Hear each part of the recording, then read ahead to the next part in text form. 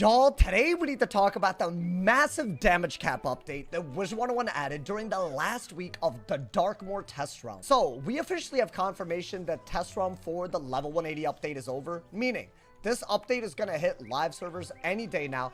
Everything we're going to be talking about today is going to be a part of that live update. And this is really important because during the first couple of weeks of test run, Wizard101 did not have a damage cap at all. I made a whole video covering that, and they took a lot of the feedback since then, and now there is a damage cap. So bear with me because the damage cap operates differently depending on if you're talking about on school, off school, PvE, or advanced combat. But let's start with the most important number. In casual PvE, now the damage cap at level 180 is going to be 275%. And the best way to look at this number is looking at basically what it is at 170. So at 170, right, the damage cap is around 238%. You might notice right now I have 234 damage with all my gear. Let's say that I put on a mount that's supposed to add 8 extra % damage. Instead of having 242, I hit the damage cap and I can only get 238% total damage. This 238 number, for just 10 more levels of leveling, you can make that 275%. Now, this number is going to be the cap in casual PvE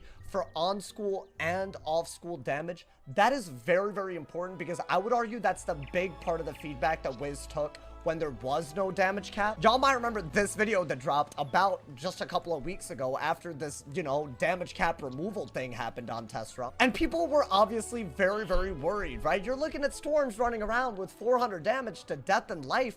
You actually had a couple of issues with this. One, Storm could do more damage with death spells than Death could do. That was already like a somewhat complicated issue to maneuver. The other issue with this that I didn't even know at the time was that because of the way that enchants work and just the fact that they add so much damage, right? Right, these might not be allowed in PvP, but in PvE, enchants are a big part of the game. Because of the way they work, with the stats from that video, Storm would actually be able to do more damage with death spells than their own Storm spells. So while it's one thing for a very fragile build to be able to do more off-school damage than like a Death or something, because Death at least has HP and resist, I think it was definitely not intentional for you to be doing more damage with a school that's not even your own. So that's why in PvE, they basically lowered the cap for all of it down to 275. This is a screenshot from Test Realm, right? Someone actually went through the trouble of getting all these off-school pins, and even though they have over 300 damage, their off-school damage in PvE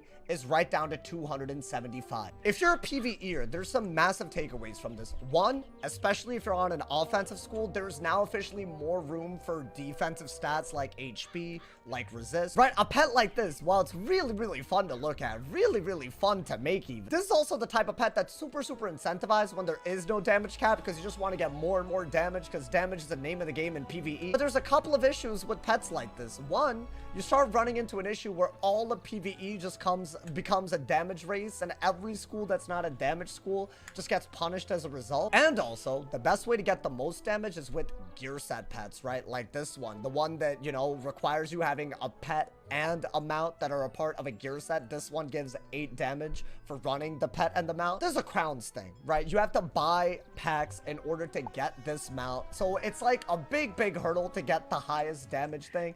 And frankly, when there's a damage cap, instead of needing a gear set, you could maybe run something else, right? So there's room for other stats, which I think is really, really important. And also, these pins have not changed, which means in PvE anyways, if you're a fire or a storm, yes, you can very, very easily run 275 damage to any other school. But so can that school, right? Like, I could run 275 ice damage on my fire, but so can an ice. And now you have the same damage output with those ice spells on both schools, but ice has more health, more resist. I think that's a little bit better. I would rather we have the same damage output regardless of the school, and then there's other stats that make a difference, than Storm just being able to do way more damage than every other school with any other school, like, if that makes sense. Now, you might have recalled, I said at the beginning of this video that this is actually different in advanced combat. Everything we've talked about up to this point has been PvE, meaning the casual experience. That's what, like, maybe 80-90% of the game plays. But the stats from the screenshot are still possible. They still do work in everything else that's not casual. So we're talking about PvP,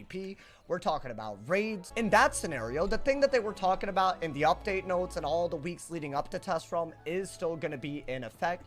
if you are a school, you can expect to do about 90% of your school's damage per pip in advanced combat with any off school. That's why you get ridiculous numbers like 400% death damage on a Storm, right? Because Storm has such high damage per pip. In order to do 90% of their expected damage with the death spell, they do need 400% death damage. This is gonna affect a lot of things anyways, right? Like, for example, if you want a hitter for raids, you definitely always want a Storm. It just depends on what they're dueling into in terms of, like, you know, what you prefer, right? If you want like a good myth hitter, what you really want is a Storm dueling into myth running like 500 myth damage, right? That's something that will still be a thing in raids. It will still affect PvP. Who knows if that's a good thing or a bad thing, but dual schooling is effectively really gonna matter for those types of things. And I think the main reason, by the way, for the difference in how they're treating advanced combat versus, you know, regular casual PvE is simply the whole effect of the enchant. I think any game mode where enchants are allowed, having 400% off school damage, it literally does break the game. I'm kind of happy that now we have a very understandable thing, right? 275 is your magic number. Doesn't matter what school you're doing that for. It doesn't matter what you're dueling into. In PvE, we have a regular number to go after again. I think a change like this is for the best because you are going to see a lot more gear diversity. You're actually going to see some level of school identity that's retained. I think the big thing that's going to come out of this from a meta standpoint anyways, right? Like gear, I feel like you're going to upgrade it. You're going to get the best damage. I think the big meta change is actually the pet body, right? Without a damage cap, needing all this damage on a very specific pet body, I actually think it kind of like puts a chokehold on any sort of choice that you actually have. Now, instead of needing a gear set pet with full damage talents, and because there is no damage cap, you can basically choose which pet body you want to make. I think people are going to be going with things that give you things like sharpened blade, item card blades, item card buffs, things that you can stack. I'm still very concerned about the state of things like challenge mode and raids though. I think it's going to be weird when you're assembling a team to have a Storm dueled into all of these things to have the best damage output. I think that actually almost creates an extra barrier of entry if you want an optimal raid setup. And I think the biggest reason why I'm a little bit worried about raids is because they're also changing shadow rating with this update when it hits live servers, right? Any piece of gear that gives shadow rating is going to be something that you're going to want even outside of PvP, because now if you run 4 pieces of shadow rating, it actually gives you a shadow pip much earlier and much more predictably than it does at level 170 in live realm right now. I did a whole video covering that, but one of the big takeaways from that is, right, there's a lot of gear that gives shadow rating, don't get me wrong. There's like gold key bosses that drop it at 170. There's gauntlet bosses. But when this update goes live, right, as in when we're looking at all the available pieces of level 180 gear, raid gear is going to be the main offensive gear that gives shadow rating, which means the meta around what's, you know, good for a raid and what's not is going to matter a lot. So there is, even if you're someone that's just PvEing, if you actually want to take that extra step into raids, there is a lot of incentive, especially if you're a higher damage school, to make a good dual school setup that could be very helpful in a raid. I don't think anything beyond that is really going to change for PvEer, and that really only leaves PvP to talk about. I do think PvP has had a weird cosplay issue with low DPP schools using higher DPP spells and just heal spamming or banking on their resist, and it kind of does shatter school identity. And now really the opposite is going to happen, because you're going to see Storms running 400 damage to life and death.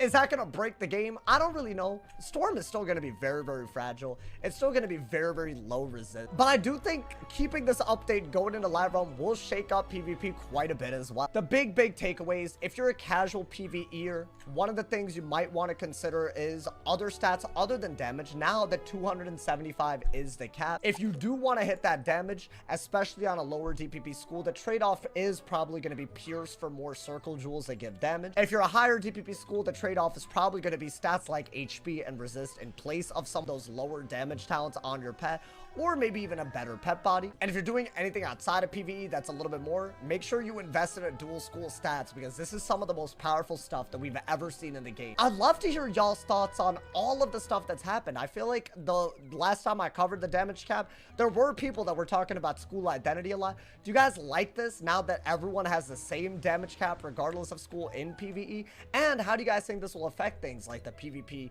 and the raid and the challenge mode and all that advanced combat meta? I look forward to reading all of y'all's thoughts on this. Drop a like if you enjoyed. Leave a sub review. Hopefully I explained this right, especially because, you know, they didn't have it capped and they listened to feedback. Now they changed it. I'm glad that they did all of this in test realm, so there's some sort of permanence when this hits live realm. But I'd love to hear y'all's thoughts about all of this. Drop a comment. Leave a sub review. If somebody hasn't told you you're awesome today, they doing something wrong. Stay awesome, y'all. See y'all soon. And yeah.